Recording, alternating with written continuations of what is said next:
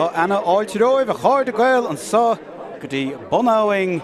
gnéide cholam céile. Chlór go leor an sa mar tá cléthe olbhúil ósár góirimach buaitheoirí minúir na bliana se caite agus chábhlíon ó hen. A tacht soas an aig buaitheoirí faoi fethe na bliana se caite duide in aig Tír an áit plódathe an sa in san Owenbeg agus cléthe den chiad sco ósár góirimach. Bhí an dádram seo in aig chéile an bhíon se caite sa cléthe Leathcheannais Cluiche sin go dtí cic na pinóis agus déach sé tarlú ríist in san chluthe Leathcheannais an nacht. Tás nóméid leis ar bhuiir an baile tá ahrú ó bháin an dá an Tráchtaire in jobh ach marach sin níl mórán ahra in áíire. Faoi Damien Macarlé in Tráchtaire in jobh is stig sa chúl ha Cathal Macaí Tráchtaire. Ag gibhar dó Ruaí ó Cailte agus Colm ó Grógáin in acaile ahrú ó bháin agus an tain ahrú do chuide Tráchtaire in jobh agus pádra go Harán ibhar fethe is stig do fion Magilla Downig. Nachfuil gorta agus beidir go géimé níos déana é.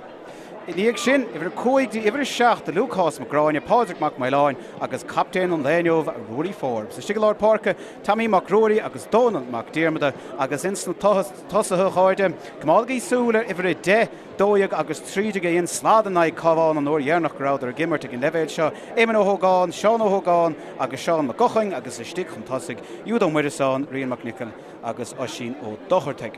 Tá gan áras James Sargent an mó agus is caiidúnt olmhóir sin do chuide I Láir Parka. Tá an fearmóir istigh ag tosnú de Tír Eoghain ag ibhar héon déag gan éon áras agus faoi Stewart Paul Devlin Tráchtaire in jobh. Tá lécht na himmarthe ag Leathcheannais ola na bliana se caite sa chúl a ríis dóibh sin crothúir mac an éana a tosú amach sa chúl. Be gathú bháin ar an Tír Eoghain ón cóig déag a há tosnú le Seán McCowell an mó agus is stig dá siúd ibhar fethe héan a fiacra mac nílis. Is stig Lord Buil Browndown ó hé ceann des na imreoirí ón bhíonn se caite taithíige ag an levéil seo agus taithíige Craobh agus Craobh na hhéir na bhóchan. Crothúir ó Dublin mar a géana taobh siún. Sigig gibhar a cúig a Conam ó Dálaigh taobh an captain Seosamh ó Cléirigh agus Craolán ó Donnaire taobh siún. Sigig Lord Parka Conán ó Dublin agus fear eile mór a dhimmer do Tír Eoghain ag Leathcheannais na bliana se caite crothúir ó Néil. Stig chun tosaigh há conlú síigh taobh le imreoir a há tréis dul chuig an irin sínseireach a sé thomá sin ón Magilla Choilm agus míad a tnúir a siúd a eiscint stig inneomh ag gibhar a héondéag taobh le Matthew ó Cuí. Is stig chun tosaigh ó trídeag dí cóideag trúr a bhí ar an déimhlíonna don chuide smú a hána isteach Noah Grimes Noah ó Gríama ceann ó siúd a scóráil an kick pinós cinúnach an bhíonn se caite in san Leathcheannais ola taobh le siúd Rory McColla agus Liam ó Mossí. Críochnúach an na cúigar déag. Tá ahrúháin ar an déimhlíonna tá ón Donathe mó ibhar fethe. Sigdar siúd beag ibhar fehocht ar an déimhlíonna tosnú in jobh crothúir mac an áit. Gogamid brise ceann second a bháide da númad fiúnas agus san árán this week.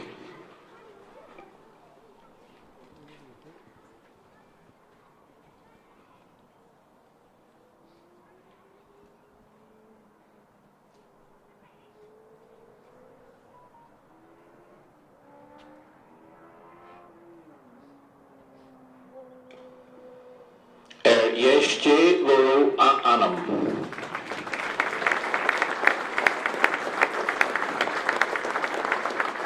Agus Nish Irial Abhainn sung for us this evening by Cara McIver from the St. Colum's Club in Ballinascreen.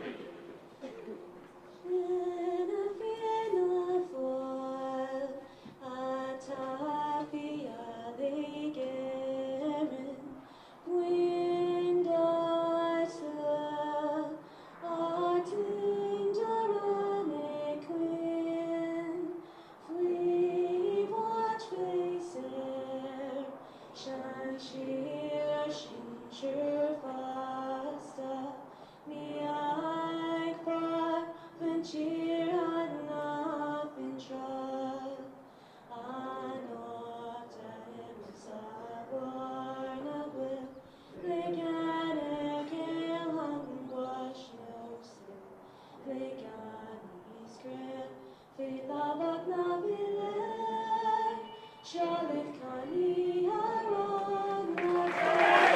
Chile, Shoshing, Huntrida, Horda, on Jaum O, Gahotrish, Dolchan Kangian of an Minor Boitico, Grave Nahairn, and Blain Shakata, Agus a Fehetri, Dide, either Tachan Kang, Nivegain Agla, Akko, Veinter Hero and Trachnun and Yovach, Tiro and Boatori, Ida Aaron, Car, Agus Kade Mar Hivent, Aha Os or Gord, Amach, Trachnun in Yov.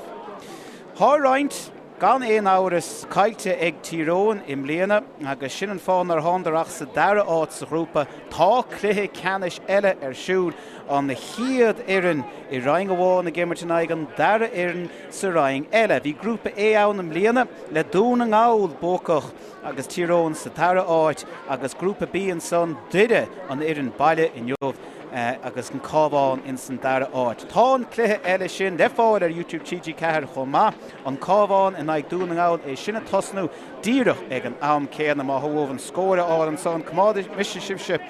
leis an scór chomá ag lethám agus ag deire an chluiche chomá má thá sé a going. Mar thá seans anna bhag go raimíad ar aigen sa die am breise denú mit an taobh agus kicking the pinóis chomá. Is stig Lord buil ní raide go róbáil le muoineáin am Léana ach fear muoineáin is stig I Lord buil Trachnúna in Jobh sin Niall McKenna Margaret Farley an Craobh ar a déimhrí na chomá agus Níl McKeown chomá le Mark Turley ón Dún.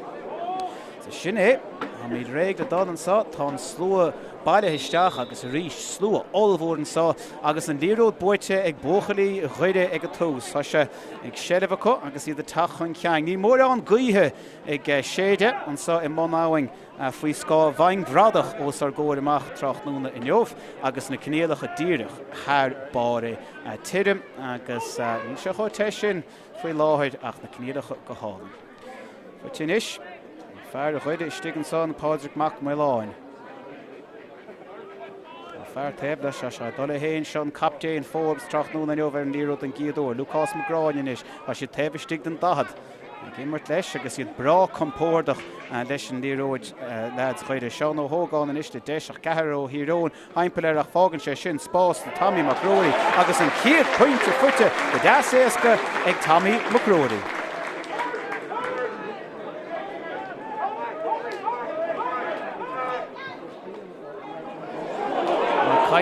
Anna éascan is agus á fear breise ag dúinn sama tha sé testáid in san láir tá lead Tíróin tris fille go deas tapig denta go maithe chur brú lethe choráte an réid teoir mar sin lena míad raig ling tá brú anna bhrú a tachtó chosantóirí híróin agus denta go háling acu carar bhór haimpel fear chuide agus iad is ag briseach an ceinn céthach an tosig dóibh tá Bertos cór ní chéim trú in is droch frab agus baile ag fear an dain séir má gile chuile man is an chiad seans dó siú díoch taobh stig an féhéan an ceann sin chuide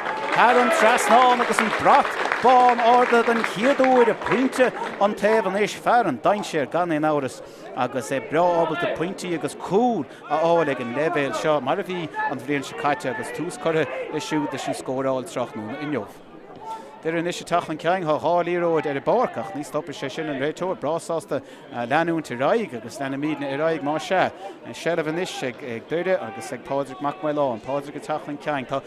duide stocha cosintach agus bhí sa bhinó le taman nóas agus brasásta cosintaí ana bhdulchan ceang an son brisin si go tap an gnárád tá ana chuid breise sír ag Tíróin más féidiró agus tha de chur brú maiteach ar lead chuide an sa in san chiad cúpa nóman ba se ana jochar ar chuide is seo a brise síos a fear spéráilta fágan san am sin. Tommy McGrory taobh mód an dahad an son chuise taobhiste an nuir thug sin seat péisceire é tóca ge faoiar bhfuil an ceann sin chun dara dhéis agus ar fóraí tá díreach ar dhéis agus ar fóraí ag Tommy McGrory ach má go é haútaige hena féin. Traffic announcement: a grey Volkswagen Golf is blocking the disabled parking bay. Craobh Craobh McNearney léach sa chluiche seo díreach blian ó hin anna haithí ag chomá an bhríon ina thuúla sa chéad leach chuiristeach ar chósaí ní bheith sé chuiristeach ar cúl báid a chuide macáhaid cheapá agus an bhríon adul ina lí an sa gaiirí níos fuaide an sa agus an na sáilte réig chun teachtar siúil chomá be siad a testáil béidir a teachtan sa ihar an naid Donal MacDiarmid a chuide a sé sin brasásta bhfuilú síos agus teach siar cho fada le Sean McGuchan an líród caiilte ag Sean agus cafa rá go anna chosint siúd ag lads chuide an so tevistig den ciad cúpla nú mat trach nú na jobh in san áin bheag. Chansig Tír Eoghain is brise go tapig líród das Cluiche isteachach bhí cosantóir chuide ann péisce bhí Bhín réitóir iníag an adóga séad de rud éigen dead a cúpla second revision, mar sin tucha míad reis agus big chance Tír Eoghain briseach an ceang uairháin eile díreach an dara bhálta dó bheith tevistig de 15 chuide formhór dhéana immert ag bócharí chuide go dtí seo. Ní mór an a lorg tá fearmhrós go istigh haimpar an dí ag Tír Eoghain. Right siad Harry Cheann agus dénig duine ar chuine an sá istigh láir buid a sé buirte ag Tír Eoghain agus há sé an lis sé go Cuin ó Cuin a begáín Spórt tíocht hebh stig na dí bhil scóir ála an sá fuite ag Matthew ó Cuin idir dóé de Tír Eoghain agus cé go bhfuil formhór denimirt ag doide Tír Eoghain chun ceann.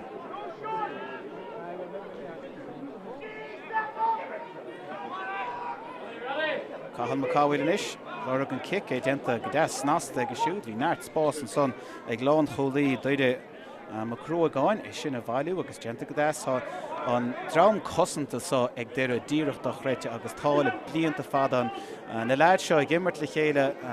ag levéil minúir go hán vinnic le tréimhse trí bhliain agus níos mó agus anna haí acu agus ní mór an caiilte acu baid an fear nua tevistig páidir go Harán sin níród an giadúir Trácht núna in jobh teachtaisteach déanach do Fionn McGill Downig agus neart lads óga ar an déimhlín do chuide chumá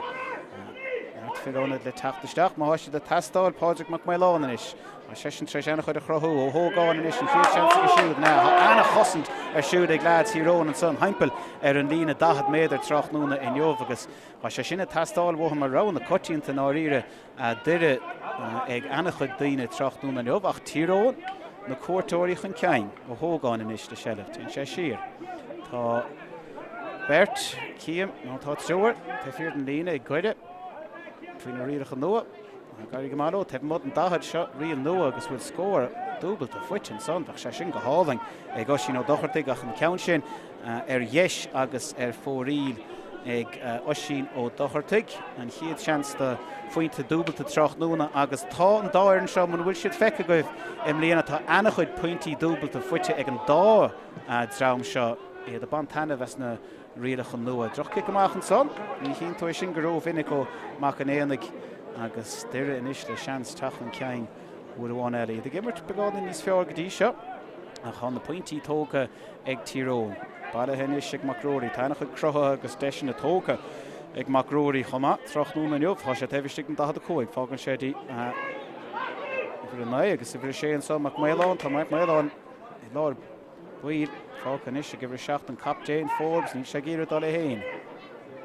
Fear mór an is ó thógáin is an líróid agus anna chosan cafaró híróin son haimpel an lína 10. Tá díomad an is teach an ceann a héin a sé sin tóga chun talamh go drecha cháráite ag an réitóir scópa ón dalamh agus seansan is ag cosantóirí híróin a déanamh sór job go dtí seo Trácht núna agus 8 núna imethe ar an glóg an só péisce le it's Céallaigh Bheag agus iad a brise uairháin eile tá fear amháin in ag fear amháin thos chun tosaigh tá fear breise is tóga siar acu faoi dhearr thoisiad a brú a bhad chun cúil an sá lads Tír Eoghain a fágant an spás chun ceann agus tá sé gaibbriúach dómh Trácht núna in jobh tá sé macháilm is gire begáín spás aim siú ó héin. Ní sé fuitige tá sé taobh mud an féin. Ní sé taobh mud an dacha go fóil, bhfuil sé lorad tá sé brabaltí a thógantón taobh mud. Ten sé taobhisteach agus á fear breise ó mosa in is má sé gire dá le héin leis an kitó tá an líróid sin chutha Haran Trasnáin ag líon ó mosa agus an trí faointe fuite ag tosathóirí Tír Eoghain ní ceanháin chutha ar fóríle go fóil há ceann chutha ar fóríle chuide agus na cuairtóirí leis an túsas fearr an sá.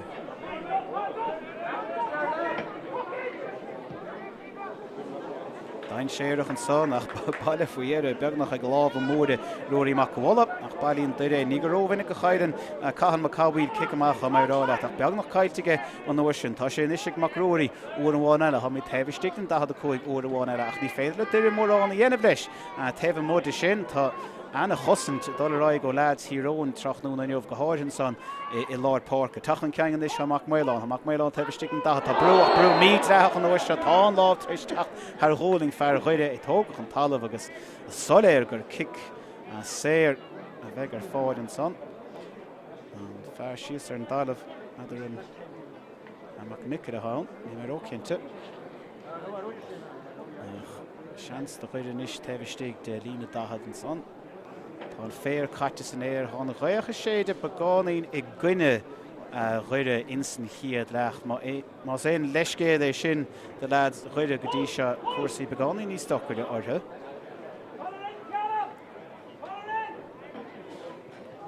Deis sin tóca go dohartaigh agus an countin chuir thar an fórí ag osín ó dohartaigh é tastáil go géir chuir sé ceann ar fórí ribh seo ach an dara faointin is fuirte ag doide agus díreach pointe bháin idir na fórna tha sé ciún an sáth sé anna lós sa chluthe bhí mar rágamach sé anna chóngrach an sá Tráchtaire Neomh agus sin mar a hás a chiad den nu mar péis go Crothóach an éana crothóir a bhadní sásta dal anna ada tha sé sin imime dín David an fórca chu sé caiite acu tá sé baile hin isig má cochain agus imime ar an Davidlína genta go Cluiche I ggé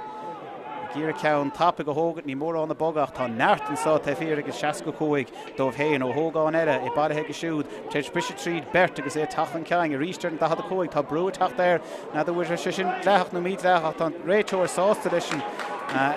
sin immer te raig fair play go sin ha Céadáoin Tráchtaire droch kick an son bailthe go séasca ag mac díarmad is tachan ceang a ríist lads chuide ag gír a brise tríd an 65 an da cóig genta go héasca go dtí seo an aib ná hós an sá bó seans an sá genta go háling ag go hógáin bhí an skill an sá ar an gitóg faoiarach slór álan éman ó hógáin díreach chun a bhí sé tastáil tá sé dochar brise tríd lads Hírón ach genta go háling ag agus 3.93 an sá in nuide. Cad é mar scóir agus an son ar an gitóg agus a dochar chomá ach genta go háling ag scóir an chiad scó taispáint cén fágóid Craobh na hhéir an bórte ag an náid sin go minic thoise de géar an council agus capág bhfuil seans úntacha go tachan ceim má bhún siad an council dúna gáil a gimmart go háling chomá agus a ríist dúna gáil agus an cábháil na feisce dinsan cluthe a ceanna séile ach mar forhór ará sean cluthe is mó cheapá an 8 agus 10 ag an dádram seo in áíre dulchan ceim. Ba sé dochar an cábháin go háide agus iad a gimmart inú an gáil ní sé dóhénta. Tachan ceangan is éman ó hógáin genta go háling ge cúpa núma do hin é fága sír go fadar Tommy McRory is tebistig den da cóig Bheag an dódáil sír agus é bailthe go háling isteach san 8 an son ag go hógáin. Ó hógáin neart amige a sé sásta immert go des réig leis a ríist tá sin in aig na gaothe ní mar an de chuá nach cabhrá sé le Tíróin in san nach seo mar sin beidir go siad sásta díreach a súisteach in san nám sin. ó hógáin is sé tachan ceang. Cosint den chiad go dentig Tíróin go dtí se a chu sé begánaí níos oscailtanis an ceanseach an titim a sé an titim ribh cúil ha sé bailthe ag Tíróin agus dús genta go háling an son ag cosantóir Híróin agus é bailthe an son faoihéire ag ó cuoin. Nis an féidir ó briseach an ceang ní raide gló an uair dhéarnach a ceann mór a tataisteach mar a ceapa mar há sé bailthe an uair seo agus é bailthe ag Grimes a chu anach ein séireach tá cúil á lora go chomhfuil a sé bailthe có ha sé tefn bud an fethe héan seans ceapá é seo chuir an trasná agus genta go háling uair bháin eile ag céire ach ón me gile chuidem an imróir sinseireacht a Hírón agus an dara fointe Tráchtaire Neomh fuite ag siúd.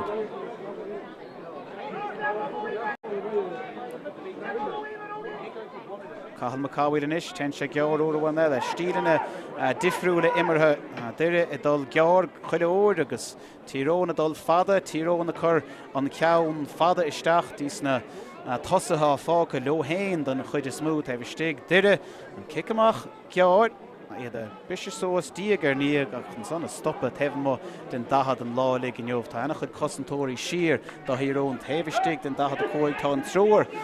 mar caafar an trúr tosach máid an David an fórcach marach sin tá beag nach gachad duna có bailisteach in san dahad a cóig. Mar tá sleann beag an son denteag mac díarmada chun rábh mór i níag an líróide go bháil agus tá sé rothar an son fein sé an kick sé mar sé tastal woig bhí sé tastal woig stop sé dag sé agus beag seansan is ag deire an meag nó im róid a raig a dóg sé an réiteach lena sé raig agus seansan is de chuide bhfuil is son go stop lads híróin and son ach the land éman ó hógáin a raig leis péiscé le cé go raibh an adóg séite Maintir híróin róhástar a sin an réiteoir dunas táchtaí am son Tá míad gear an óir seo denta bhd níos fearr ag tíróin sin ceann gear bailthe ag chalamódála ag brú a tachttarthe a tosathe chuide chur brúharthe denta go go slachfar fiochramach níad is se tháinig isteach a déanach agus fáca go siú go diodála tíróin is tachan cein Tá siúr chuch an tosaigh taobhstig den dachad a chuig cethir an is má scuidan ó Mosaí seo isteach níd sé í ré scuid isteach tá fear breise faoiére ag Derry sír Tá sé bailthe is ag macúála taobhstig den fethe héan Tá sé róthir an sá Tá réiteoir ní sé tre séanaar deiscin son mar sin lena míad raig agus á seans tóg an sá ag ónéad sin counter á goóir bhí si crying Tá sí crying Nada an son ag óníl an chiad pointe do siú Tráchtaire agus iad tócha go maiid tíróin níl ceanháin chuirthe fórí ag tíróin godí seo Tráchtaire agus sin an difriocht an áíre drochaíireachtaí ag túsa de rá ceann chuirthe fórí agus a fearú chuide sínte ar dálah an stólam gur chuilte atá ann drochgartú chamá sé beáí bíon mar sin tóga míid breise Bheag chonal ó higín an sa ar an déhlína déta sé siú tachtasteach nu bertile déta tachtasteach dó siúd ach sé cecaróir agus lena mídáring an kicamach a tacht fada an nuair seo chuide tá an tactic ahir beáí agus genta go háling ige mar bhí bertó chuide a fracht an líróid sin ceanna chuná meach maián agus bhí sé briste síos agus siúd go dtí Forbes an is captéin na fórna tachan ceang a chu ríist lads híróin ag brúchan chun cúil agus gach ile duine coiseach san trúir tá hús na tosathe is taobhstig den dahad is an dahad a cóig Dúir is Máil in aig na gaíthe be sé dochar dóibh agus a bhd níos dochar na pointí dúbalta áir in aig na gaíthe Tráchtaire in jobh tána chuid fuite com níanach Ba sé dochar in aig na gaíthe mar a feice an goming Tá fear sé taobhstig má sé tastáil ten sé agus an ceansin chur léir fóríach bhí bontáiste ag dúire péisce mar sin tucamíid siar ní chur me sin sios mar ceann fórí mar bhí bontáiste ag dúire Sa fágamíid ag cháceann fórí agus seansan is ag go dochartaigh iad a chuir chóscóir uairháin eile Tráchtaire. Túach goil hempel séú mit 7 imar 7 ráte ag an glog an sab sé difriú le an glog go héin. Sa maide agus cúpla nóid sa bhreise cheapá ag an réiteoir Tráchtaire inniuh. Tachtan is ó dochartaigh ag gíire an dar cheanna aimimsú Tráchtaire ach troch íirecht an nóir sin sin an dar ceann chutha fórí le go sin ó dochartaigh Tráchtaire pointe áling fuitige chumá I láir buíach. Trochaíochtaí trí cheann chutha fórí a ríiste an aig na gaíthe fiochan ar na bratacha déobh dhéis an tá an bheith neartathe óanta. Dar an olmhór an son na teachtasteach amach róirí agus skill soccer an son na gaibrú amach dá bhóchaí chuide agus sná níos go fada le thógáin tu sé dín talamh pás deáling agus seansan is cheapá ag go dochartaigh tha sé gíire cúpla pointe chur ar an goáin ní se an tatan ó seo cá siad dul siú bháin eile an cosan sin ó híróin Tráchtaire inniuh sé déna go húnta macróirí inis pointe ag macróirí bhrá leis ceann eile aimimsúach Tá neart cosantóirí siar sin de híróin mac díarmada taobhstig an dahad a cóig Gochain inis ó seansaige ar an gitóg titní sé sin I bhd ar héamh na lábh deise agus crothúir ó duibhne inis buatóir idir na bíana se caite sé dochar bóchan ar siúd inis ag macnéidir agus fáca ag macnéidir isteachtaí fear lá cúil lá tosaí machála inis agus é dír taobhstig an dahad ach droíirecht ag machála bhí sé roch tiite sí taobh mud an lína tiite agus é sin chutha fórí droíirecht amachas ó róirí machála ach an áíre agus caithfirrá sin an chiad ceann chutha fóríl Tráchtaire inniuh ag tíróin agus ní héon troch rád é sin Paul Devlin Rodney Sawston so Chiapha agus iad pointe chun tosig an so in aig duide. Forbes an ish an captain Tavis stig in dahad coig agus an rod céan a Chiapha gamach chance níos fear an ish a glads duide in sa Dairelach agus an Ghaich lo na desin is sin a hogant ó an dahad coig. Nu díoch tefn mod an dahad níd siad a géirí a hogant ag an buinte seo. Tá anachan ag na lad seo ar a borg seo in rín siad ar an borg seo chuir a hachtan. Agus tuigin siad am anna caníirecha. Bhain seans an isi go hógáin dul é héin más míon leis Tavis stig le fé héin. Siapá dúir sé tugadh an trasná agus tá gan éon áras i bhre héin déag do chuide. Seán ó hógáin an chiad fuinte go siúd agus iad ar hóscóir uair bháin eile an sá sa bhain.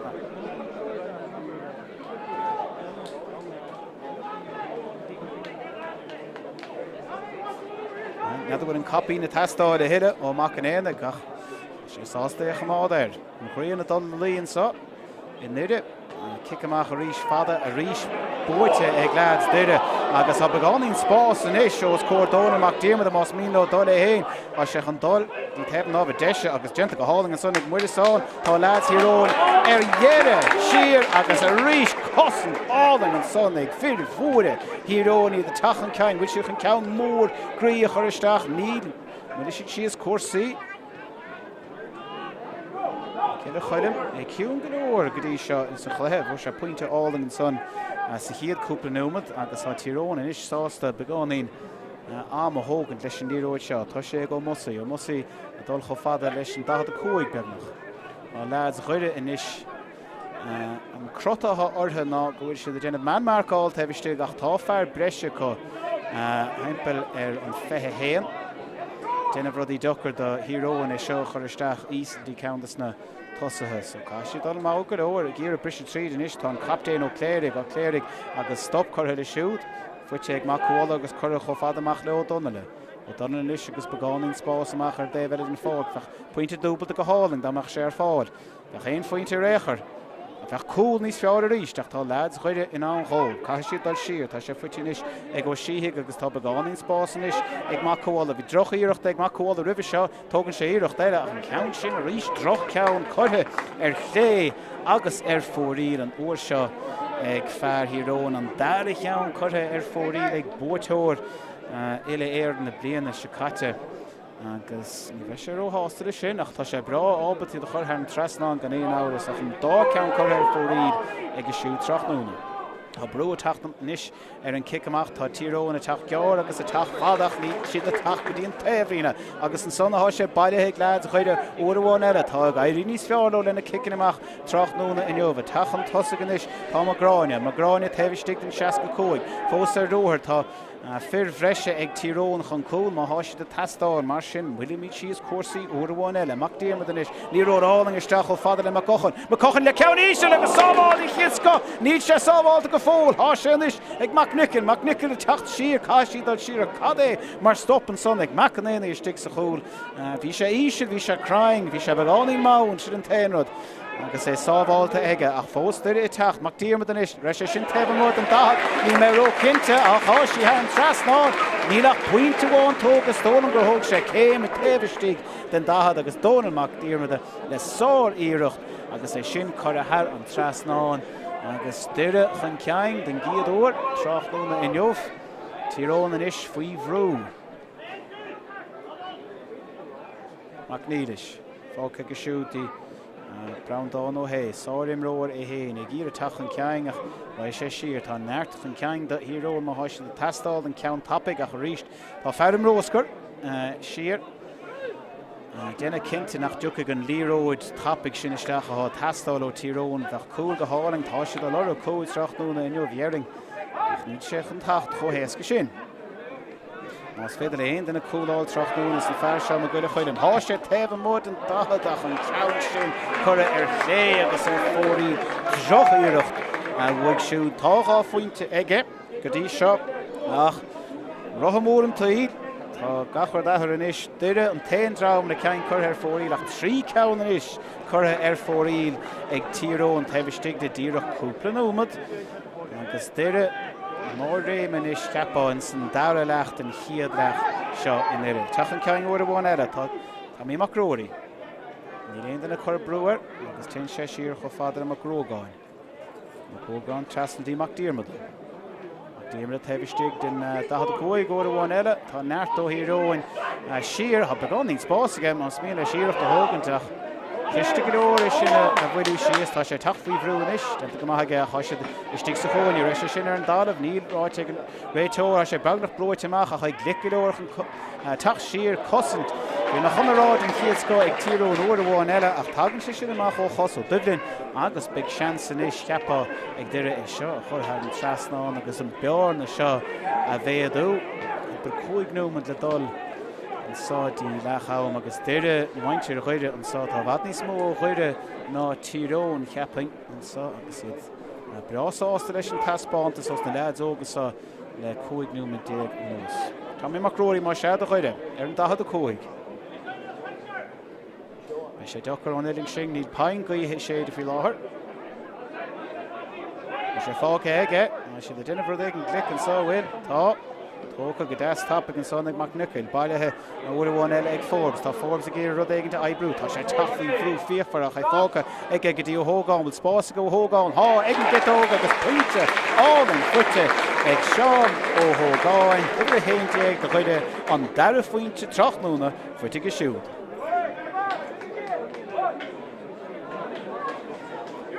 Mac an éana gan is sé faoimh gáín bhrú tá sé an lorag lads chun sellh lorag ach ní sé a lorag chu tá trúir aige an sá mas féidir is iad a aimimsú agus tá duine chu aimimsethe go ige ó chuoin chuir an déhlín a péis go an san. Déirean is in náíre go mór a tachan cein sé ag sellh macróí uairháin eile. Macróí sásta chud am a hógan leis an líróid náíre. Agus beidir go bhfuil ceartaige áfuinte chun tosaigh in aig na gaithe an sása chiad lecht. Má an sáig Tommy bailithe uairháin agus siúd an dorn mór sin a chur na líróide cho fada le Craobh. Craobh ní sé gur an seaat a hógan tá sé sásta a fágan go dtí dochar tignú den éigen teile tá ceanna chun sá a thbráb a scóráil sin mar cochain ná sé fáca in íag agus tucamid siar láh beidir imime th thuing fear chuideach ní an réiteir sé habhar chunig sé ach ní droch fuil a bheall mar sin lena mídóing. Tá sin is an captain uair bháin eile Forbes fáca trasan na póca go siútí Macdiarmid le beáin spás a chóireach ní sé sásta dul agus fain sé kick ón a lead héin chomá agus tíróin in áíre ggéir tacht amach sé gan sin ag sonfuite sa dráman san agus sont amadeach goróin san tucha ag crothúró néad agus taobh mód an dahad a stólam ag seans ag duide i seo chur an trasnáin. sé dechar go leor a muthir déobh an sátha se chun é seo hógan deisteach bí sin tá sí go sásta sin hógan deisteach. Ar an gétóg éman ó hógáin.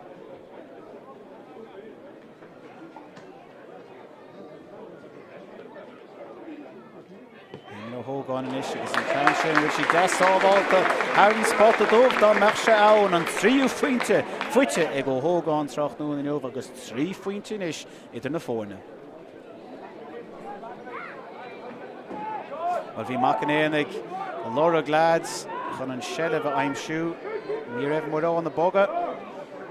Tá bertnú trúr á lorgan is ach cai sé dá lena an a capá leis an gabhann sin há deanta go maithaige thar 65 an rasúide ach péisce é tha sé caiite go uairháin eile. Tommy macróí is Tommy treis sórch lethe émar tá sé smachtú an cléthe seo láir páirce do chuide agus tírón sé ana jochar ar aon íróid áil isteach an san an fear mór tevistig a déanamh slád trachnúna inniuh agus ana chuid an líróid feiceige. Fága go siúd dí ceantas na hógáin a gimar trachnúna inniuh sin seán a seán a ggéir a róthir a dhéanamh tá brú a Tráchtaire lads chuide uairháin eile ach deanta go maith agus an sellh cumáta an san ag mac cochain sé chuir go fada siar le Macdiarmid. Macdiarmid is brá leis ar amach go dtíon taobh seo chasan sé faoi dhearú ráid sé 16 láir nuair seo agus ó hógáin eile is an 15 de sellh.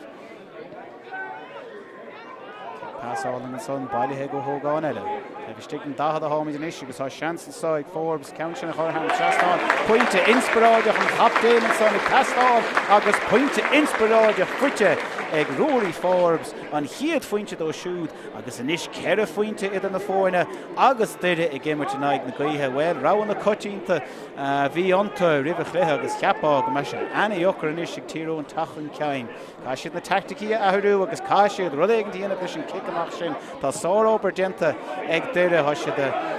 bóchan beg nach gachrad agus an doran olmhór sin ag Tommy McRory ag bóchan formhór trocht nún in Eoch ag caiitige an óir sin a tachan cein agus é tógad a cap an son tá Matthew O'Queen fágann sé siarnis cho fadar in McNeilische ha McNeilis an líden Lawrence a cha sé tagas teag verstigten a 69 fágann sé Ó Dublin in mór an den níróid feice ag Ó Dublin trocht núna in Eoch ha sé gé rud éigen a chrothú ha sé tebestig chomá má ha sé tastáilehhaine má cóáin is tebn mod an dahad agus é fágann sí dí McNeilis úr bháin eile Bhfuil siad chun é seo chuiristeach fada ní tá ónéad ag gur dul héin in aig na gréine an son ach lena gaithe é fágadtí mar giile chuidim bhfuil se an dul héin ní mór an spáiseige agus fága sé Ó Donla é.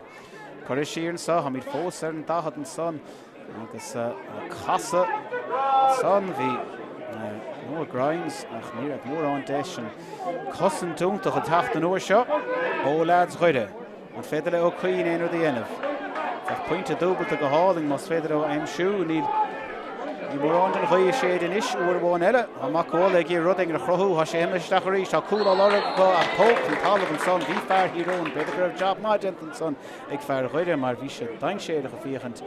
ach seansaach go pointe a áil agus an bhearna a laidú dín kickáil mas féidir le macháil an ceann seo chutha an trasnáin á cheann chutha ar fóríl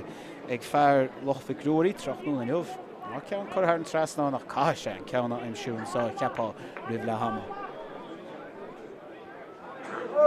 Cúpla céim tóg aige chun na cinú agus é sin chutha an trasnáin há cheann chutha an trasnáin agus siúd há cheann chutha ar fórí agus kickáin idir na fórne an sa inis san áingbe.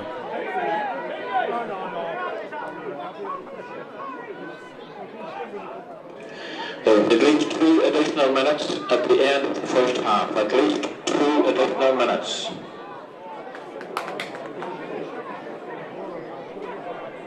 Well, Tír Eoghain I gcéir tachan ceann go ríist an sa. Mas féidir ó. Se bailithe acu. Tá sé me gile chudim chomá. Fearr dain séir. Fágisteach aige dí ó síhiigh tebistig den 40 Lads chuir in is géir an brú agus an cosan déana tá sé fuite ag síhiigh a ríist mas féidir leis an ceann seo chuir an trasná ha sí leabhriste síos bailithe an son ag an cúpáire droch son. Fuite ag macáhíil a ríist ag Craobh ach déanta go má aige agus tagan duine amach chu tappa agus gur féidir ó. An fearr tháinig isteach déanach an son ibre fethe páidir go harráin le sé leh tóca go tappa aige Tír Eoghain, lads, le seans an sa ceapá ribh na hama tóga siad an chéad méadar chomá hí nó a Grimes fága istigh leis héin chomá sé anna gain séir go féchant an son nach níor fágach an líróid sin ag seans Tír Eoghain an pointe dúbalt an sa aimsú á sin chun íireach go hógad an pointe dúbalta a hógad sé tastáil bhtha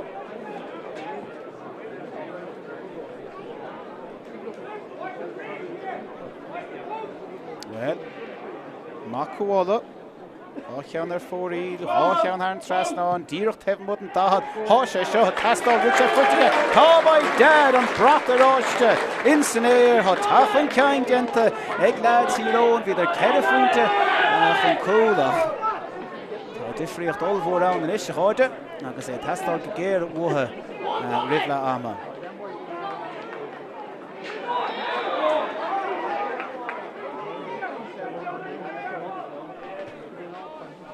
Tír in is. Ceann das ísisiil agus é bailithe ag Ó Thógáin. Fág ag Ó Thógáin dí Magráine.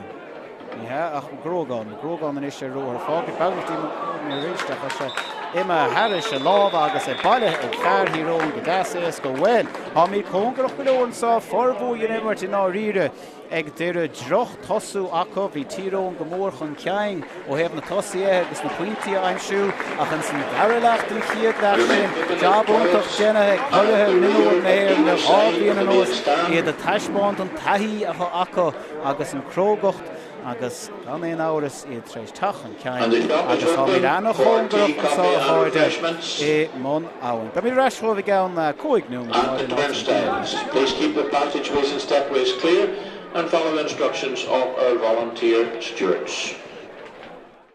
Lads chuide seán ó thógáin in iste deisach ceathró híróin haimpeir ach fágann sé sin Spórt na Tommy McRory agus an chéad pointe fuite go deaséasca agus bailithe fear an dain séir me gile chuile man is an chéad seans dó siú dír taobhistí an féhéan an ceann sin chuide thar an trasnáin agus an brach an aib ná hósan sá ó a seans an sá deanta go háling go thógáin bhí an scill an sá ar an gitóg faoiarach slór áhain éman ó thógáin raig Adóg séite an réiteoirach lena sé roiig agus seans is de chuide bhfuil Is son go stop lads híróin and son ach the land éman ó thó agus tuigil siad am anna cnéirecha bhain seans is go thógáin dul é héin más míon leis taobhistí an féhéan seapáú sé an trasnáin agus tá gan éon áras agus é sin chuir a thar an trasnáin agus duire chun ceann den giadúir Tráchtaire in Jobh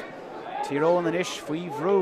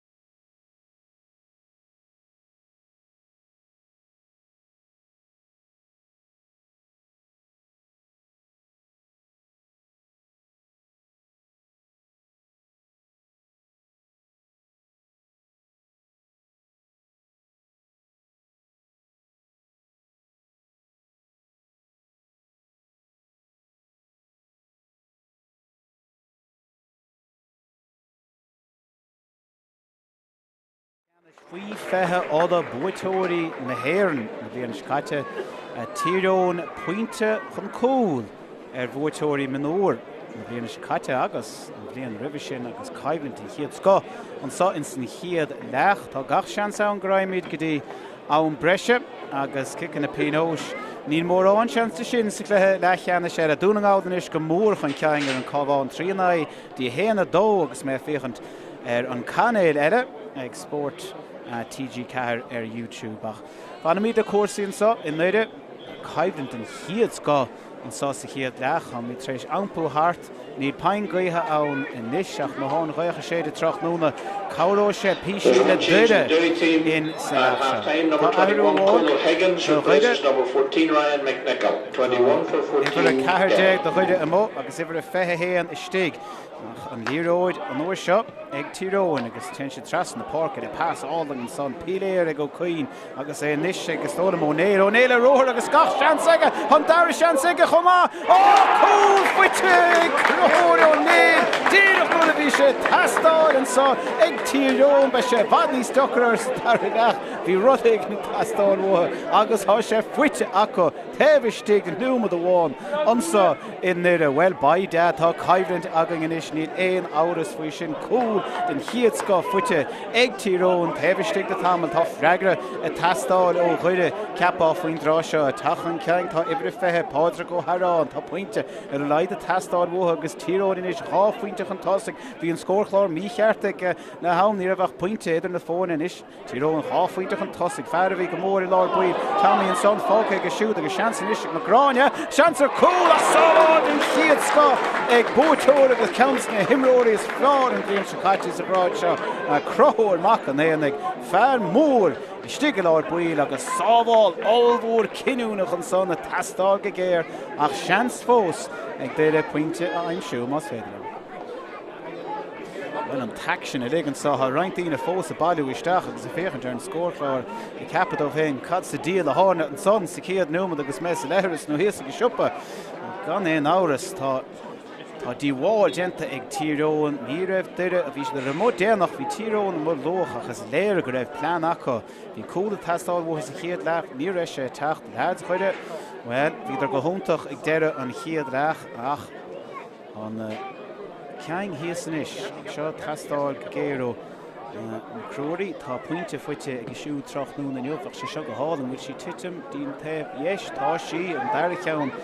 curtha ar fórí ag Tommy agus an slua an sa ciúnathe go mór. Go thomach an éananig. sé an dal gear an sé an aig na gaithe. Tóca go maithe Bert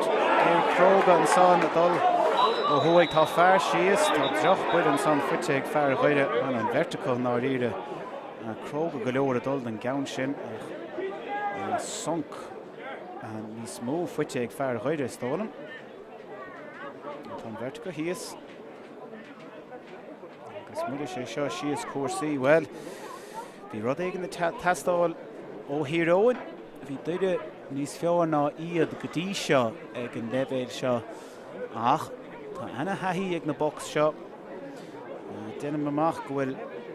beagnach lecht den irin a bhfuil Craobh na hÉireann an bhliain se caite ag tosnú dóibh tá ana chuid caiilte go gan éon áras ach le féile mar ón na gile chuireann ag imirt chomh. Ní étarrá nach chuir mór an seans go trachnún in jobh. Híos ar an dalamh an son bhí Seán ó Thógáin. Stóin go se begánaí níos fearr, tá sé. Agus beag sellh na líróide ag bóchalí chuide stólam.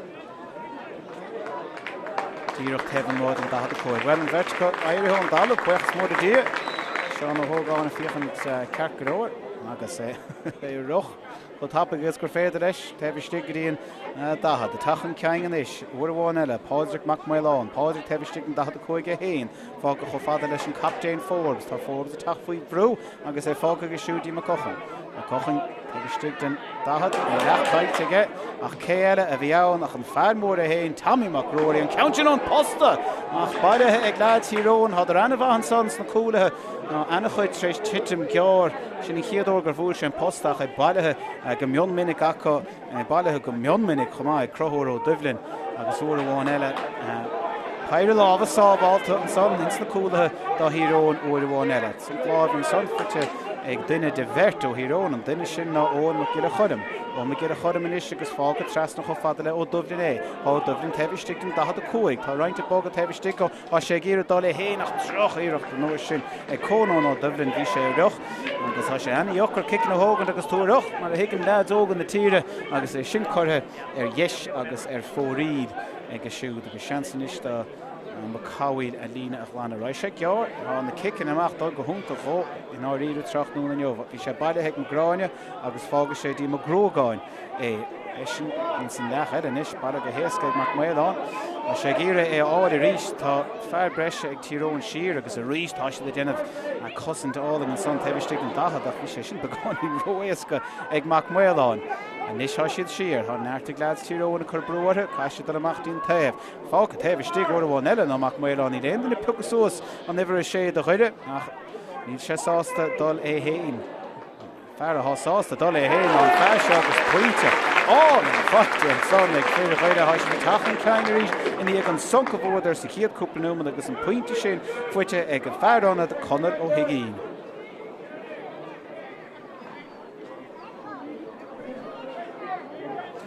Pointe bháin an is sinna méad a tastáil ó chuide agus há deanta go maithe go dtí seo leis na kicin amach an uair sin bhí sonc tugtha dí rán fear éigean ó Tír mar sin beag seansa go brise agus brise tapig más féidir ó leis héon tevistig Tá bailile an son Grimes is tóla mar an David in fork tá a sé sin dain séireach na rain sin Tír le tá lábh mór a chuide treis teachtasteach agus é sin na scóba bhuaig agus brisig daide uair bháin eile.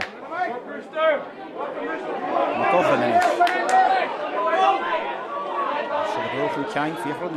lásrach sin éman ó thógáin na is séidir I tóga cho fada leis an dahad a cóig fágus sír uair bháin eile dí mar cochan níd mórrán ó sa chóirach a tá pás áil an chuiristeach go dí McRory in is a seansa go beidir puinte aimimsú chur áir péisce níd an sló an saoú hás leis agus an ceart acu mar an ceann sin chur chlé agus fórí le tamítá stom trí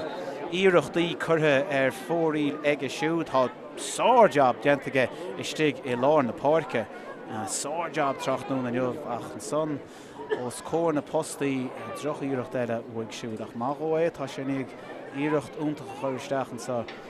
chiadraach agus sa chiaadcúpa númad den leach seo. Puinte ann má se agus a ríist crothóir macanéan ag faoimhrú mar a bhí ó hús an le an jobh an bhríon imethe ina lí an sa amach le cóstan Atlantic a bhd amach chuing an sa há mí de láir chuide an sa na spéiríní taobhling os ar góir amach bainghradach Ceiricíad 60 méadar áide an scá chutha tras an na páirce aici agus Tír na tachan ceang uair bháin eile passan na láimhe den chiad scá ag Leathcheannais Tír agus seansacha puinte eile aimimsú beidir í smúna sin seansan puinte hógan agus an seans sin tócha ag ón na gur a chuidem an síimseoireacht dá Tír agus an tríú fointe fuite ag go bhfear mór.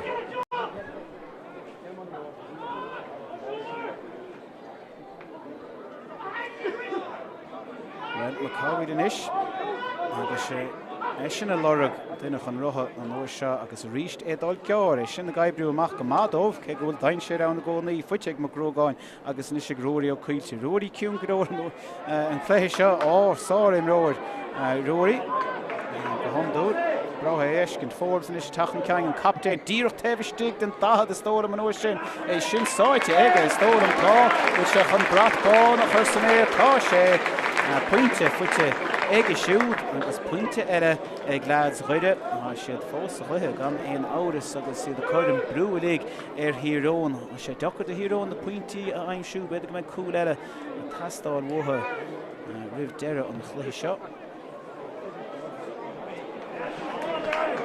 sé an léróide bhógan ar dús agus sé caiit go uair bháin eile an fearrán an conló higíine is tachan cein a sé roir a héin tehistig den fethe héin tá lead a rocho más míó é fiocamachach a sé géad dá héin cai sé dá siar faoiar a cosint an chiad scódianta ag Tír Eoghain ar formhór man chluiche seo caffrú dá jabúntaach denta go an captéin a rís Forbes a tachan cein tá le chuis cén tóca gach 10 séir ché agus fágan sé dí McDermott ágan dí Macróí na bhfuil Macróí chuníirecht eile hógan ní dónn goid ní an réad ar a gobar go bhá Tráchtaire na leog fágan siad faoiaradí ó dochart aige bheith pointe dúbata go háling dáach sé fuite go ach an ceann sin ar chlé agus ar fóríl há neart chutha ar fóríl ag ó sin ó dochart ag Tráchtaire in leog ní bheith sé ó hástal in taispántas go dtí seo ana chudíireachtaí agus ana chud chutha ar fóríl aige mar a háid tamí is dóm goid an bud 8 gain chutha ar fóríl ag duire go dtí seo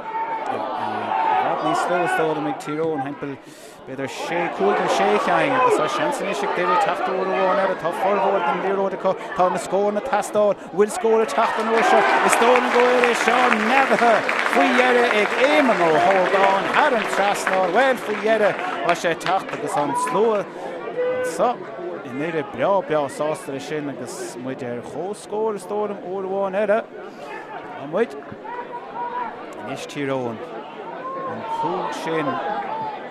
ag le hán díreach ní ag le hán go mór a tastáil buthe fuite acu go slachfar ach tá níos mó a tastáil na bhfuil an scóir sin chun teachta líamó go mosaí fágann sé go dtí ó Dublin agus seansnis ag McGuile chuidim tá 3 fointe fuitige tá sé teach faoi bhrú maiteach an éhar a héon dé eile chu denta go maithaige sé mar guríad an haimpan na háite sin agus sunk na léróide fuite ag róí machála seans ag machála leis sin ceann sin nach rís drochaíireach lu siúd agus é sin chutha ar fóríl aige tá 3 fointe fuitige tá 3 cein chutha ar fóríl ag gibhar a cehardéad a Tír Eoghain Tráchtaire na neomh agus in áíre tá pointe nó ó tastáil buthe in áíre tá chaoch imime bhí si cabhrú beánaí le lads Tír Eoghain sa chéadreach ní sé taú réon dena faoi láthir sin caiimhn teagain an dáir an seo bra ábalteach an áíre a formhór na léróide ag deire just caiisiad an scóir na sinna chin tú in san leach seo a sé ag McDermott agus fágann sé fada le Macróí é dénta go háling acu agus an seansa tiidirtí ó thógáin bhfuil ní troch pás lága agus kick éirice fuite ag Tír Eoghain an tá gach carn den fórt seo siúlte ag lads Lord Parkett an Doire in áíre Tráchtaire na leomh tá Doire an seo bra ábalta bra slachfar bra ábalta ola a bhóchan beag dún an áil ó sa cóir amach ceapá ach céimh an aig siúd má cúáil in is a géir an pointe sinna aimsú má gríama in is ó gríama ach troch pás lága Bailethe ag fear chuide dénta go háling aige bailethe aige sleaníonn sé a fós dénta go maithaige agus á seansa déir a brúchan ceann fear tógach an talamh an son agus bhfuil cóirteach an teach cheap mé hégur is ba sé seo cheap mé héin gur bheir fear chuide ar láh fear Tír Eoghain an son níl mé héin ró cinnte tá an réitóir ag labhart leis sin man ar an déirbhíine an bhain sin ná Margaret Farrelly agus tá Nair taithí ag Margaret an son mas rud é gur bhir sé ar lámh pe sé feice aice ní dóil an go raibh mar an réitóir ag labhart an son le bhfuil me gile chuidim agus bhfuil cártaach an teacht ó siúd an cárta buí sé cárta buí sé sin róchan ach beag ar bhfuil me gile chuidim a bheith annach chóirí mo chunis den chiad fethe nuamad eile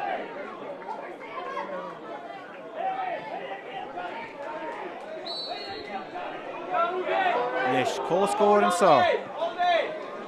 san Owenbeg troch pás seans ag machála bhfuil cúil an sá ar na cártaí chuireach ó fada síle ó gréama Grimes blocáilta síos ach titan sé ó síigh agus ó síigh brásás de puinte éasca a aimsú agus dénta go slachfar an son ag gibhrí 10 Tír Eoghain an chiad puinte Tráchtaire in neomh do conal ó síigh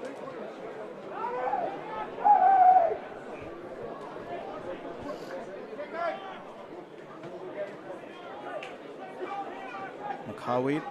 faoi bhrú, Ca sé dal fada. Soas lá na parca, dí tebel in na parca. Fága an son Conal Higgy nach Nírag sé ach de colm O'Dála. Colm is Tráchtaire an 65. Tá sé Ceallaigh ó Cuoine is an go háling agus Peile ríiste O'Dála. Tá feart hefh stig mas míle seim siú. Tá Ben O'Hay aimse hiige. Ben O'Hay dain séireach an dáh. Dá heft in fág fága sé síre agus seans. Úntach an sár. Cool ben a cool! Never Craobh! Oh need fear an down noch móid agus cool all in fritte. Ige siúd well bite tá caimhlint os ar góir amach. Formhór na Ceallaigh ag duire ach formhór na scóirne ag Tír Eoghain agus an dáchúil sin a déanamh difriocht allmhór an sa. Ceir faointe idir na fóine cégur formhór. Na Ceallaigh ag duire tá neart le déanamh conis sa chiad cúpa nua eile brús a ghrim an son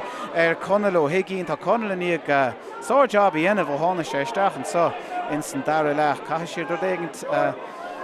a dhéanamh tá neart pointí dúbalta faoite ag leads dúire chumá níl mór an pointí dúbalta dul thar an trasná an Tráchtaire na neomhach níl a rá cheann na tastáil mhutha agus iad drábalta sin dhéanamh ní dhéanamh siad chomh héascéile drochaíocht an son agus sonca tacht an son ó Tommy McRory an sé cantaach go leor an son le rudaí mar a háil a cúpla nua an nóa sé róthar an son is an tá ihre dé Conal ó Síhe góir bháin eile fága go siúdí me gile chulim tebhstig de fethe héin á seans con is teachta ríis tá sé fága fada le ó Donile tá Donile faoi bhrú ar an Cahardéag agus an fethe héin tá sé leabhlach áta síos a chu sé fós acu macúála in is le seans éireach macúála ceann eile chutha ar chlé agus ar fórín Paul Devlin ó hásta sin Bheag athú insa tosa Tír Eoghain nach ní macúála bheith imeacht an bór nó Grimes bhí leabhlach áta imethe ón bór agus sé McDermott ó Irial Chiaráin Clobáil mhór gan áras sa Tír Eoghain ag teach an párca agus fear an dánach mór ag imeacht. Bheag athú bháin eile an sáchomá fear bhuide i teachtasteach an uair seo Ger ó Dillú na teachtasteach agus ag imeacht beag Oisín ó Dohartaigh. Oisín ó Dohartaigh ag imeacht ana chuid curtha ar fórí le Oisín sa chléir seo ní bheise ó hásta le an taispántas ach an príomhrád ná an torre agus cén torre bheith ag cluthe an léonneomh tá Tír Eoghain chun ceann níor cheap mór an é sin ribh chluithe seo bhí ana chuid meas ar lads óga chuide inis tucha siad a ríis gan éon áras an bhliain se chuin tá pleist mór lads an son agus iad fós in abíocht ach Tír Eoghain inis i mór déime a tachan ceann an fear nua an le Ceallaigh inis chuann sé siar go fada le na gile chuilim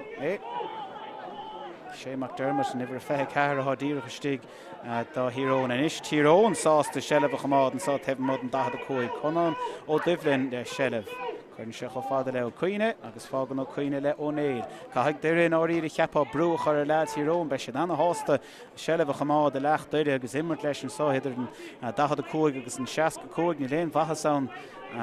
sí siarach mar a feice going hágan tú spás tebh stig de lead Tír Eoghain tóga siad na cúil Tá sé lecaight an son ag Ceallaigh ó Donile i chamád súla ibre a dóéag do chuide Seán McCochan Tá Seán brabalta pointí dúbalta aimseú é hé nach ní na pointí dúbalta a techt an neomh mar a cheappa mar go dúcach na cnéalacha go háling an sa nach an dá ar an cuaramach go leor tá anna chudíireachta dhéime ar fórí agus tá siad beidir níos sásta a thógann isteach níos congarí Seimpli tá fir híróna rá Ceallaigh ó Donile inis agus seimpli déanta ag Ceallaigh ó Donile pointe eile aimsethe ag Tír Eoghain agus é a gaiirí níos deocra is níos deocra le cúpla nua nuas ar a chuire rud éigeanta aimsú neart curtha ar fóríre chutan sa in san chiad lecht an Dara leach agus in áiríre caithfidh a chur an trasnáin ag an levéil seo fós tá neart le techt tá fir acu i láir párca tá brabalta na kicin amach a bhóchant ceanna chuid stig in is a chu sé caiite acu agus tá bheagnach den chiadúir sa cléthe níl mór an péisce é bute ag Tír Eoghain ach tá sé bute chu i láir buir in is fear mór róí macúála bhráile róí cúpla pointe a chur an trasnáin tá neart chutha ar fóríige bhfuil an ceann sin chun dáil thar an tras ní ceann eile chutha ar fóríige róí agus ná ríre Míúd go bhfuil siad 5 pointe chun ceann agus méid son chutha ar fóríd acu. Bhí ar annachráin sa chiad leach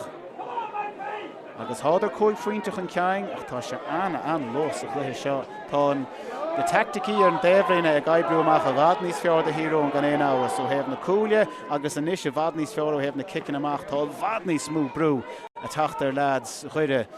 instant Doire leach seo ag an kick amach a tachan ceangan is seán ógáin a bhfuil sunk sa chéad leach fáca ag an lán chúléithe a há bhadchan ceang sin chunda macrógáin chunda agus é chuir siar an Saidí Macráine bheith puinte go háling bheith cúil níos fearr Ger Dillon inis an níró de caiitige taobh stig den fé héan an ceann sin imethe ar chlé agus ar fórí ceann eile imethe ar chlé agus ar fórí nó seo ón fearránad ó badan na scríne Ger Dillon. Well, níl mór an strain inis ceappa ag crothúrmach an éananig tá taithí ag ad seo chumá tá gaiirí níos fearló leis na kickin amach tá lós sa step ag lads híróin chumá Oder ana hásta bhfuil der cúig pointach an ceang ag bhaint seo go háir agus iad doristeach ag le ham achas ag doire a há an níróid inis tá se ag pádra go Haráin tháinig isteach déanach do feann mo gile dánig ó Tráchtaire díreach ar bheith léthe fear baile ó Rún Géivan há dún Géivan díreach bóil sa taobhling an sá sé inis ag fear baile an deire fórbs captain an déanamh agus fáca go siúdí ó thógáin tá Tír Eoghain treis job úntach a dhéanamh insan chosan timpeall ar an lína 10 méadar sin inniuh agus caiigh duire é sin a bhrisise cheappa chun na scór na aimsú Tráchtaire inniuh éman ó thógáin tá neart scóráid ag siúd an séasúr seo sé seo a teachtáir bhfuil aon den istigh tá fearr ó chuir istigh tá fearr ó Tír Eoghain an chomá agus tá brú a teacht ar an merrteach déanta go hána slacht for an son ag fearr Tír Eoghain ceann amháin eile chutha ar fórí uair amháin eile do chuide agus Aga me sé docrar a caiisiú déigeanta athirú bhfuil féanad an sothir an Daibhrín a teú sós ní chiam aon duine ó chuidir fós tá Damien Macaréin in ag freacht leis an grúpa seo le tamil fada tá sé bócach a gréibhna ile éireann sa bhinúir le rábhlíon an nóas tá sé a níos leis an faoi fethe agus tá meastage ar na leid seo an jobí dhéanamh ceanna chun ná macochan inis a tachan ceang é tógad an talamh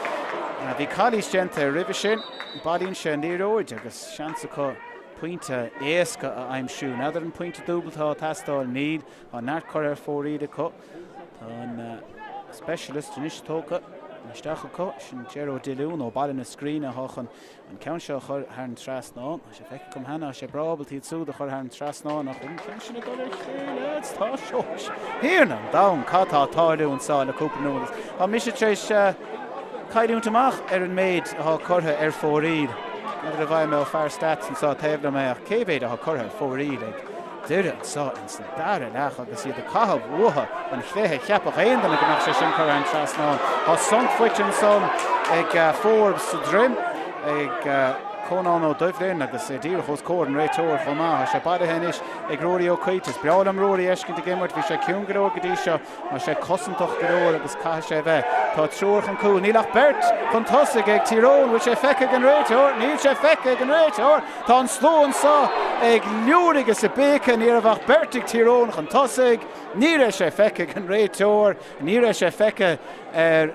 na muir ar an Daibhrín ach an irid agus leanadar a raig an tá dearag an son le Tír Eoghain péisceile bhí fearr chuide bhí sibh sé fíoch an Daibhide den fórc bhí fearr chuide tógach an talún an is stóna go ráite ag an réiteúir go raibh bert ráite buchas a díad an technolíocht é ráite ag an réiteúir go raibh bert chun tosaigh sinna méid ó Tír Eoghain agus ní raibh an tríú duine fiú an gard an lelína é ráite leis an réiteúir agus an réiteúir níos sásta é sin a hógan chun ceang agus beag seans níos éasca ag bóchalí deire stólam é seo chur an trasná nuail se an tacht siar den kick ar an fethe héin ní mar ó cinnte.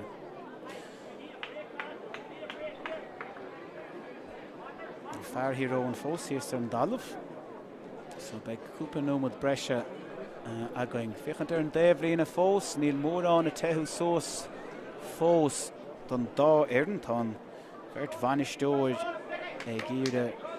an sé de lorug féarnis so inis tá roinnte teú sós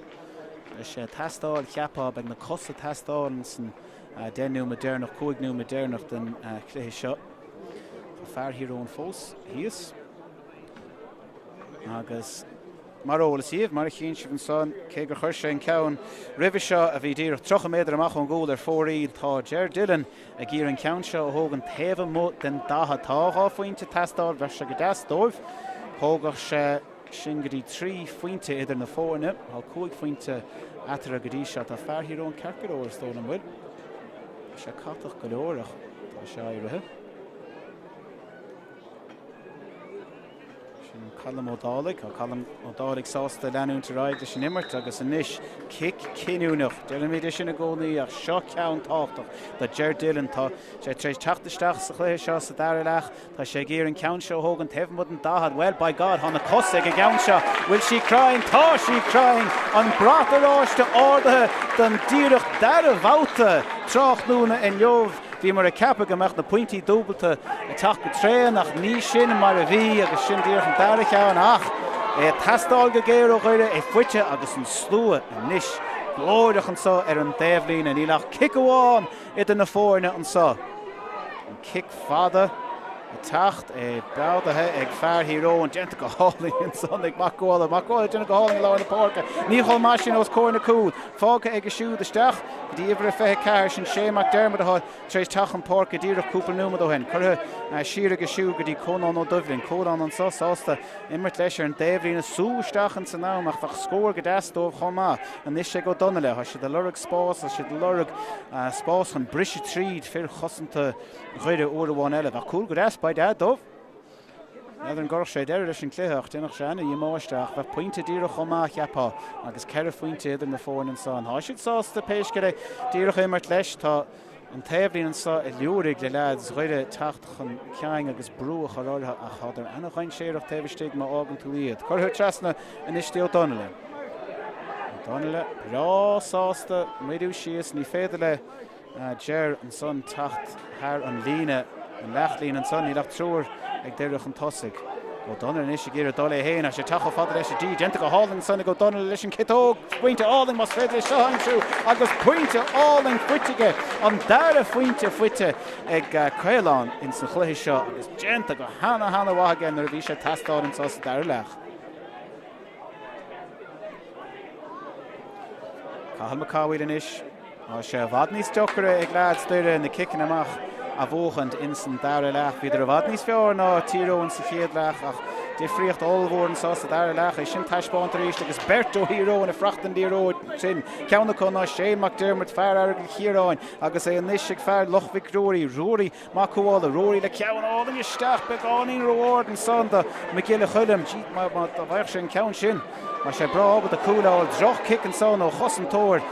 ghuiire an chiadúir Tráchtaire in Leomh. Ní cosantóir a ann a cha seán má cocháin a bhad chun cúil gír na hunsathe seo a stoppa ó Híróin ar ionsaí eile níos tá Liam ó go mosí Liam níos le beánaí spáis citóg tite sé seo ísir sin chiadúir gur hiclíróid ísir Tráchtaire in Leomh déon cheann don Doire an Tráchtaire in Leomh. Tá sé níos ag ifir a dód a chuidir sin Rory ó Cuilte Rory in is sé róthir. Bhí marrála bh túsa cléthe is brá leis an fear seo dulach an tosaigh agus tá annachchud luasaige chuhinn sé spás agus fáin sé ó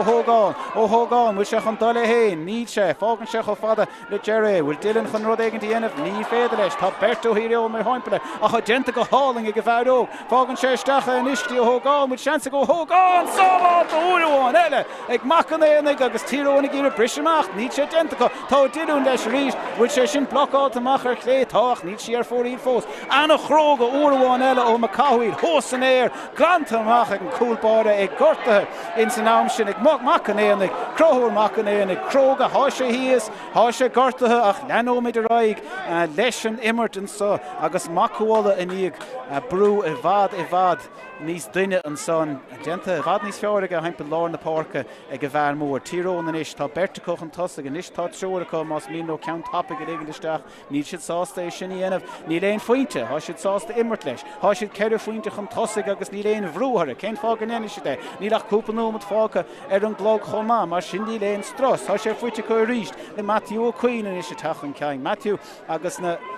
brú a Tráchtaire a ghrim ní léon ceann míad leach genta a níos tagan lads roiide chun tosaigh Caithfidh na tosathe an cosanta dhéanamh agus an brú a chur híró nach genta go Cliste acu agus é bailithe ag crothúrónéil fear Lord Porca a bhuaigh Craobh na hhéir an bhíonn se caite. Tá sé gír an rud céanna dhéanamh an líana. Tá sé bra ábalta agus tá sellh fuitige agus pásáling fuite agus rud crotha inis agus seansta seo sa bh cléirigh captéin na fórne. Tá sé fága siar dí O'Neill uair amháin eile genta go háling aige. Tá sé fága siar an Dalata an son maríon cúplabáteag Céallaigh O'Donnell. Tá sé gcónaí a fiochan chun ceann agus an íróide tá chuige a chu genta go maithaige insan dar leis seo agus ráfuointe aige agus genta go háling ag lead tíróin. Tá siad de déhan in na Porca tá an líróide có tá siad ceire fuointe chuntásaigh agus in áíre caiigh deire rud éigean de chrothúnsa agus rud éigean dhéanamh. Na tachan ceang machála bhfuil tá ana chuid chur fóríad aige mar sin fágan sé dí fear éire ó hírón an fear sin ná an fear síseach a stólam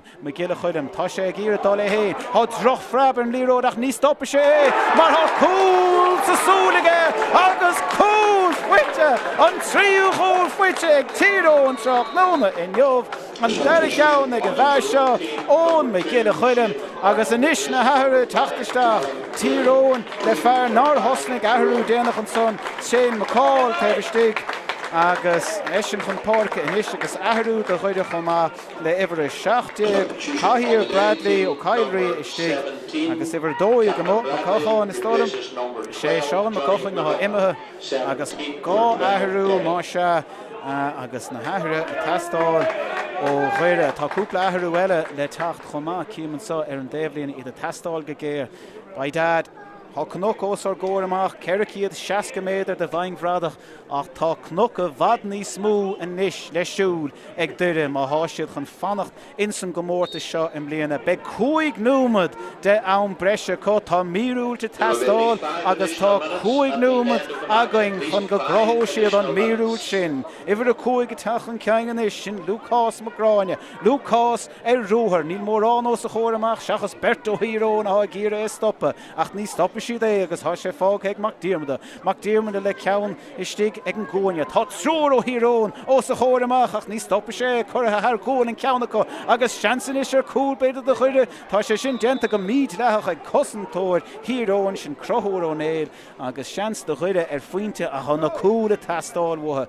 an is níimiid ach ceir féidir déag amach ón gúil ba bhrád ó éireach de hógan tá fear anna deile le Tráchtaire Pádraig ó céin fear áitiúil fear chun géimhin go tachan Porca agus fear a tháinig isteach déanach fear chun géimhin eile dún géimhin do dún géimhin tá quóta le líana ag leads áitiúla a chuide Pádraig ó Harán imethe ón Borg genta go maith ag Pádraig ach ní genta go rómhaige mar háidir a bhd chun cúil ach cúil go deasan sa ach níd si de géir é hógant mar há fear anna deile na Tráchtaire so faoi éire tá ruirí macúla a tháinig ag anna chuid a chuir fóraí a bhí se go húnta go Lord Porca tá eisi na tacht ón Borg agus a tacht ó siúd a fear a tháinig ar an banéir déanach in jobh sin fethe hocht a crothóir mac chamáis Conor Holmes a tacht chun Porca ifir fethe hocht a Hírón tá cúla tastáil ó chuir cheappa a chu siad sásta pointe a hógan mar crothíonn sé sin go bhfuil rá kick agus cúl hans na kick sin a rá kick a tastáil ó chuire inis na ceir númad well bhí fearránad an son sa beidir go meid an 5 númad a going ríist ón tús sin sós den réitóir fear huioineáin Niall McKenna atá mar réitóir troch núna in jobh agus cháúla tastáil cai siad an kick amach seo a bhóchan tá Tíróin tréis immer a bhd níos fearr troch núna in jobh agus bhí seoir frach leis an líróid sin tá siad a brisechan ceing le crothóir O'Neill tá fearránad Conor Macamáis sin is sé rúthar leis an cos dhéis well by dad bheith sé seo go húntaach agus é díreach ar a bar agus cad é mar arránad webnúí he sin ar dhéis agus ar fóríd ceap annach go daine go éis sin an trasná ach imethe ar dhéis well crothíoch sé sin go meach 3 scóir a tastáil ó chuire agus ceapánach nach aon seansa chu tá mar rudidir go háirla sé sin ach mar hálíonn sé tá ráchúla tastáil tá ó thógáin inis tachan ceing tá beidir go bhfuil Tíróin chun na leid seo thógan chun talún gach seans gur féidir le aimimsú agus beidir go rud blic é sin cé nach bhfuil sé rómha ó hebh daoine óga féchantar sin an rud cliste tála déanamh acu tá cúla tastáil inis agus ráisiid geir sin an rud a tastáil mthe an captéin inis Forbes an féidir le siú déanaar de chrothú háfuointe de bhah sé seo chrothú agus tá sé fuite aige ar péad an captéin well Caint faoin na cúil a bhí meach dhin méid deirúd glán faois na pointí dúbalta ní le 8 pointí dúbalta a tastáil chomá ó chuide sin an deir cheann a fuite có ach tá ana chuid fuite có im líana agus tá siad bra ábaltaí iad a aimsú chomá. Tá reintíí na fágant, neadidir cin fá, tá sé loch go leor fós ach caiig deire is seo a bhóchan. An fearr mór a ríis, Tommy McRory in ige sinna bhóchan, tá líró caiitige ach níana sé mór an díí fríocht. Ten sé tras in na párca ha Berto chuide a frach leis. Ag ceanna con ó thógáin an ceann ar an Magráine. Magráine le líró áning isteach bailithe ag fearrána a tháinig isteach sa deire lech an fearr sin na conló higína. Sé seo tastáil ó chona agus fuite ag conna fearr mar a fiolta agus by dad cad é mar taispántas á choristeach ag an leid seo ó tháina sé ar a barc ag letham háfuinte fuite aige agus an is ní lechan kick atara sinna méid cúil amháin idir na fóine an sá in san Owenbeg bhí mar a cappa goach gach sean saon go raimistí kicking a pínós ná bacla an séir ach tá hena chuid le déanamh ag deidir fós. Ach búirteoirí minúir le hábhlíon an nuas an taithí acu an muiní acu agus an sellh acu chumá a tachan ceann le mac méán. Tá reintistigh do chuide tá bertíireach taobhstig den cearnóg sé bhéidir má há sé seo tastáil mhutha áard. Raimídí sin á seansan is bhfuil sé seo an dul ar an tras ná tá sé háid a leragan dá faointe an pointe dúbalta á tastáil. Well, by dad, tá Air sna fehinne ag na leid seo nuire, bhí seans a go ar chúlach. Bhí sa cógamá go mar seans níos fearcha le pointúháin agus pointe dúbalta agus nadidir a méid an támacha. Tá an adóg a mélan réiteóide, há sé fíochant ar a adóg. A há sé críochnatha an sá, well lads chuide ceapadar go raibh númad nó breise ach é póirte ag na cuairteoirí Tír Eoghain i naig srotha a bhíad a rivan cléthe seo cheap anach daoine ach coirithe na bliana se caite ag chur stop le coirithe minú le chábhíon an nós na leadsóga caiúte amach an aig an seanrám an taithí higadidir cad a bhí a tastáil agus an rud a bhí a tastáil trachnún a neomh ná cúil é fuitico trí cheann agus an deire cheann sin sa chiad leach ag crothú cultúrthó sa deire leach ná dhiimig mhutha go bhaidís an ceann eile chomá. Anna chuid gotha ar fóríl ag deire chomá a nuair a bhí sé tastáil in sa deire leach agus sin an difríocht ón dá éireann an sá trachnúna. Tír Eoghain a ríist búcha ar chuide don deire bhliain in aig na chéile agus iad san na dulchan ceinn go dtí cléthe ceannis ála. Sin é bhhain na cháirde le mo bhuichas as a bheling trachnúna chluthe úntach an sá in nuire go dtí chiadú réile sláán agus beannacht.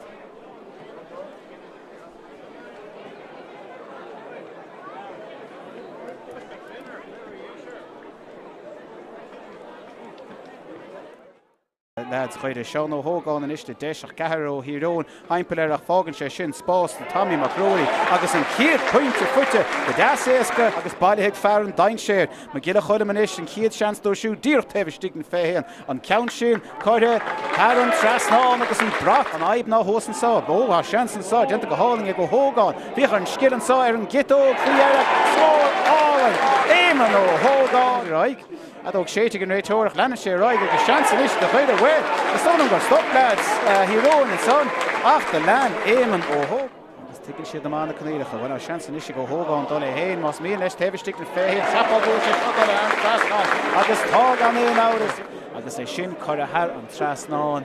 agus duire chun ceann den giadúir trachnúna in neomh. Tír Eoghain an is faoi bhrú agus é níos agus tóla O'Neill a rothir agus gach seans aige chun dair seans aige chumá cúil fuite